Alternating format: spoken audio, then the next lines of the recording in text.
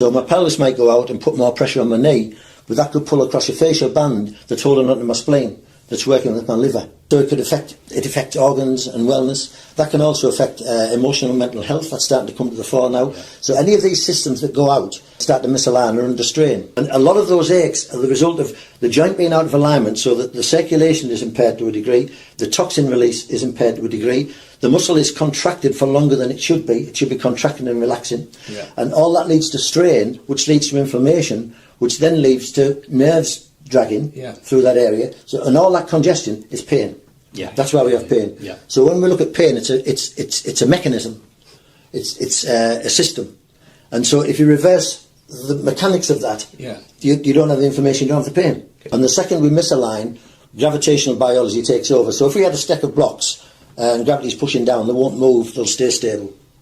The second you've got those out of alignment, you've got adaptations taking place. Now when that relates to a human body, that can relate to a lot of systems. So if you look at a body with a circulatory tree of streams, or the circulatory system, and torsion it a little bit, some of those are going to be flowing too fast, some flowing too slow. So that can lead to build-up of plaque. So all of those conditions, that blood feeding into the organs, is all to do with wellness. So the biggest story was always alignment. How do you get the people aligned? I think the good thing for people to understand is as well that, like you say, when we place stress on a joint, it deforms, it lays calcium down, it gets inflamed, all of those factors. But if we take that stress away, the joint will actually start to reverse some of those over a period of time. But if you take the stress away, the inflammation goes, the pain goes, but also those changes will slowly start to reverse. Muscles have some elasticity, and the other soft tissues have some degree of elasticity of movement, but the nerves are virtually non-stretchy. So what happens then is you'll get drag around a joint.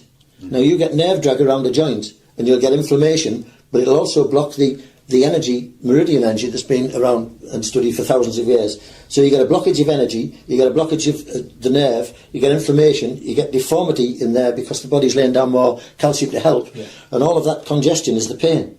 Now when you bring the body back to alignment, all of this can reverse. Yeah, absolutely. And that's what we're doing. So what we're addressing straight away in Active Balance, our biggest thing is alignment first, and anything else afterwards. Yeah, absolutely. So again, with Active Balance, I think it's a great point that you're making there. Is we're not only aligning people, we're also making them versatile to be upright and competent. So that's the biggest message. Which for the average person will help their health, well-being, reduction in pain, inflammation. For someone like an athlete, will get you to peak performance. Peak performance. That's the two things.